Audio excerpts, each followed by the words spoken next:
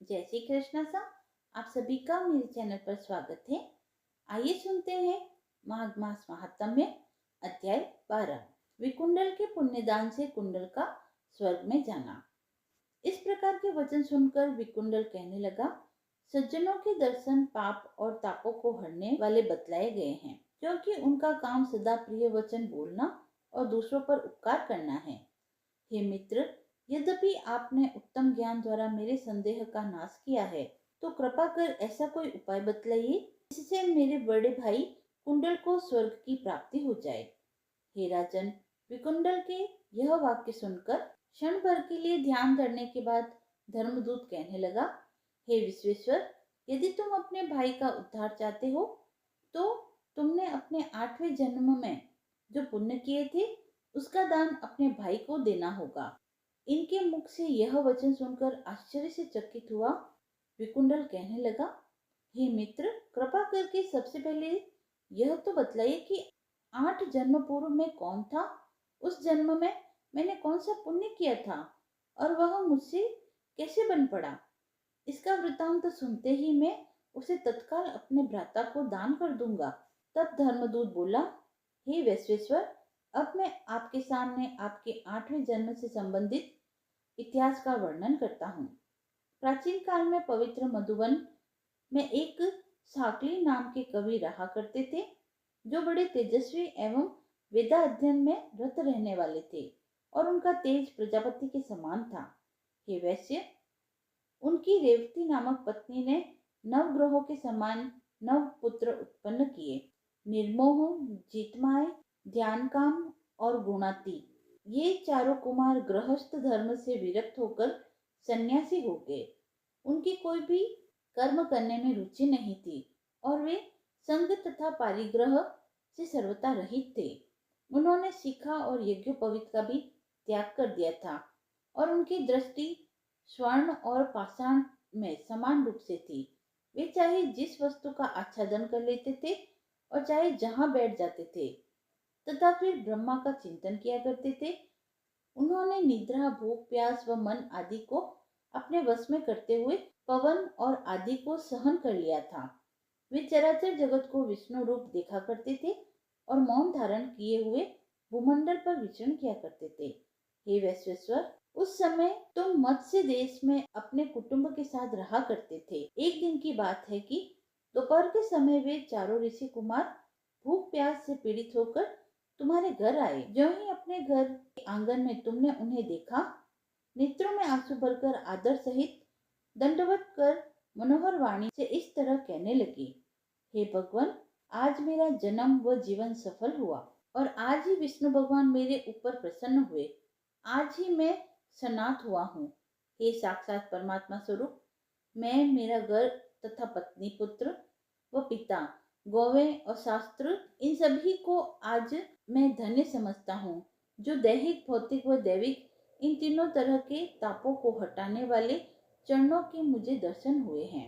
हे दयालु, आपका दर्शन केवल सौभाग्यशालियों को ही हुआ करता है। फिर तुमने सुंदर व स्वादिष्ट पकवान पकाकर उन महात्माओं को भोजन कराया, जिससे वह अत्यंत तुष्ट हुए। उस रात्रि को भी उन महात्माओं ने तुम्हारे यहाँ विश्राम किया और अपने नियमानुसार वे रात्रि पर भगवत भजन में मग्न रहे। हे वैश्य, उन महात्माओं का आतिथ्य सत्कार करने से जो लाभ हुआ उसको मैं अपने मुख से वर्णन नहीं कर सकता, क्योंकि सृष्टि में प्राणी, प्राणियों में बुद्धिमान, बुद्धिमानों में विद्वान, विद्वानों में कृतबुद्धि, कृतबुद्धियों में क्रिया करने वाले और क्रिया करने वालों में ब्रह्मवादी, ये उत्तरोत्तर श्रेष्ठ हैं। हे राजन, इस प्रकार देवदूतों के वाक्य को सुनकर वैश्यपुत्र विकुंडल ने अपना पुण्य अपने भ्राता कुंडल को देकर उसे स्वर्गलोक को भिजवाया। 12वां अध्याय समाप्त हुआ। आइए अब हम सुनते हैं माघ मास में रोज सुनी जाने वाली माघ मास स्नान के महत्व तथा धर्म राज्य की कहानी। पहले हम माघ स्नान महत्व की कहानी सुनेंगे। भारतीय संवत्सर का 11वां चंद्रमास और 10वां सौर मास माघ कहलाता है। इस महीने में माघ नक्षत्र युक्त पूर्णिमा होने से इसका नाम माघ पड़ा। इस दिन व्रत दान तपस्या से भी भगवान श्री हरि को इतनी प्रसन्नता नहीं होती जितने की माघ महीने में स्नान करने मात्र से होती है। माघ मास की अमावस्या को प्रयागराज में 3,10,000 अन्य तीर्थों का समागम होता है। अतः नियम पूर्वक उत्तम व्रत का पालन करते हुए माघ मास में प्रयागराज में स्नान करना चाहिए। ऐसा करने से व्यक्ति पाप से मुक्त होकर स्वर्ग को जाता है। प्राचीन काल में नर्मदा के तट पर सुव्रत नामक एक ब्राह्मण देवता निवास करते थे। वे समस्त वेदों, वेदांगों, धर्मशास्त्रों व पुराणों के ज्ञाता थे। इतने विज्ञ होते हुए भी सुव्रत ने अपने ज्ञान का प्रयोग धर्म कार्यों में नहीं किया, अपितु आजीवन धन कमाने के लोभ में ही फंसा रहा। इतने लोभी कि चांडाल से भी संकोच नहीं किया। इस प्रकार उन्होंने 1,00,000 स्वर्ण मुद्राएं एकत्र कर ली। धनोपार्जन में लगे लगे ही वृद्धावस्था ने उन्हें आ घेरा। सारा शरीर जर्जर हो गया। काल के प्रभाव से सारी इंद्रियां शिथिल हो गई और वे कहीं आने जाने में असमर्थ हो गए।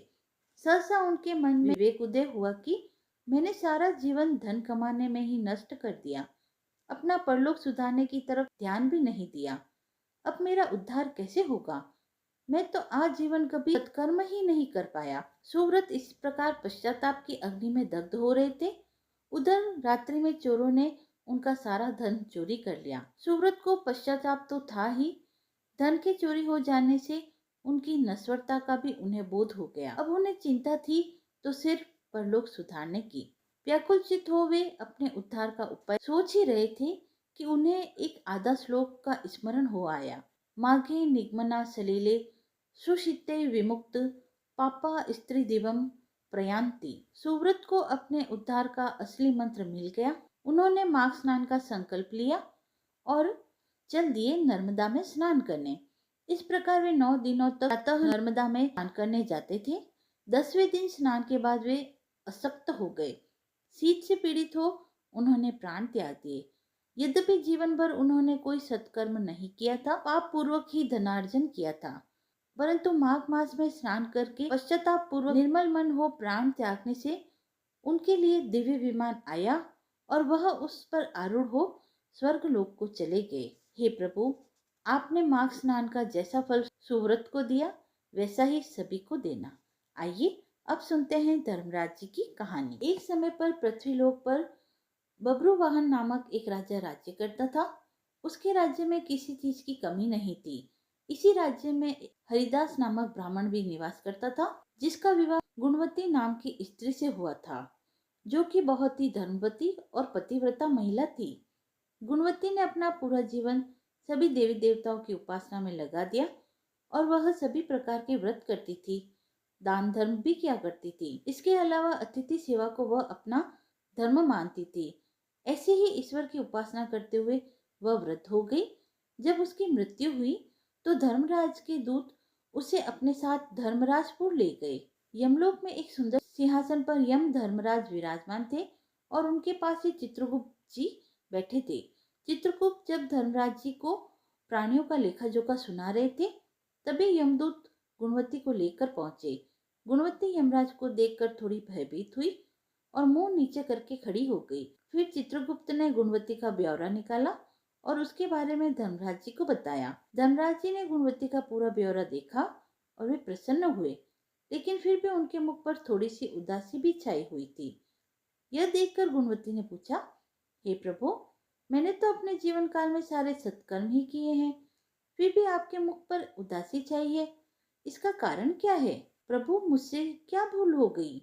धर्मराज जी ने कहा, हे देवी, तुमने सभी देवी देवताओं के व्रत किए हैं, उपासना की है, लेकिन कभी भी तुमने मेरे नाम से कुछ पूजा पाठ या दान नहीं किया।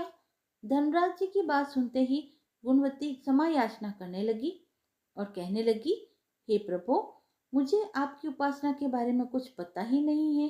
कृपा करके मुझे ऐसा उपाय बतलाइए प्रभु, जिससे सभी मनुष्य आपकी कृपा के पात्र बन सके।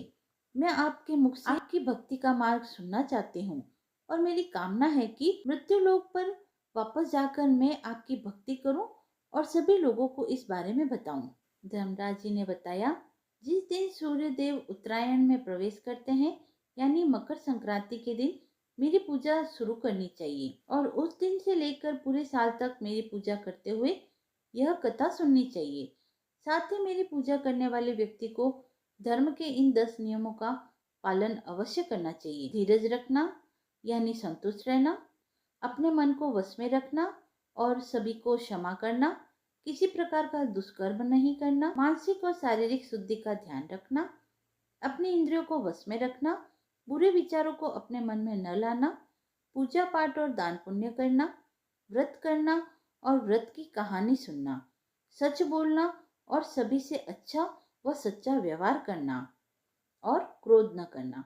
धर्म के इन सभी लक्षणों का पालन करते हुए 1 साल तक मेरी कथा नियम से सुने, दान पुण्य और परोपकार के काम करें और अगली मकर संक्रांति पर इस व्रत का उद्यापन करें। इसके बाद मेरी एक मूर्ति बनाकर विधि विधान से प्राण प्रतिष्ठा करवाकर हवन पूजन करें और साथ ही चित्रगुप्त जी की भी पूजा करें और काले तिल के लड्डुओं का भोग लगावें। इसके बाद ब्राह्मण भोज करावें और बांस की टोकरी में 5 सेर अनाज का दान करें। साथ ही किसी जरूरतमंद को गद्दा, तकिया, कंबल, लोटा, चप्पल, वस्त्र आदि का दान करें। संभव हो तो गौदान करें। धर्मराज से व्रत की पूरी कथा सुनकर गुणवती ने पुनः धर्मराज जी से प्रार्थना की, हे प्रभु, मुझे फिर से मृत्युलोक में जाने दीजिए, जिससे मैं आपका व्रत कर सकूं, साथ ही इस व्रत का प्रचार भी लोगों में कर सकूं। इस पर धर्मराज जी ने गुणवती को धरती लोक पर फिर से जाने दिया। धरती पर वापस आकर गुणवती ने धर्मराज जी द्वारा बताए गए व्रत के बारे में अपने पति को बतलाया। मकर संक्रांति आते ही गुणवती और उसके पति ने यह व्रत शुरू किया। इसी व्रत के प्रभाव से उन पर धर्मराज जी की कृपा हुई और उन्हें मोक्ष की प्राप्ति हुई। हे प्रभु, आपने जैसी दया गुणवती व उसके पति पर की, वैसी ही दया सभी पर बनाए रखना। बोले धर्मराज जी महाराज की जय। कथा समाप्त हुई। यदि आपको यह पसंद आई हो तो आप मेरे चैनल को लाइक, शेयर एंड सब्सक्राइब करें। धन्यवाद।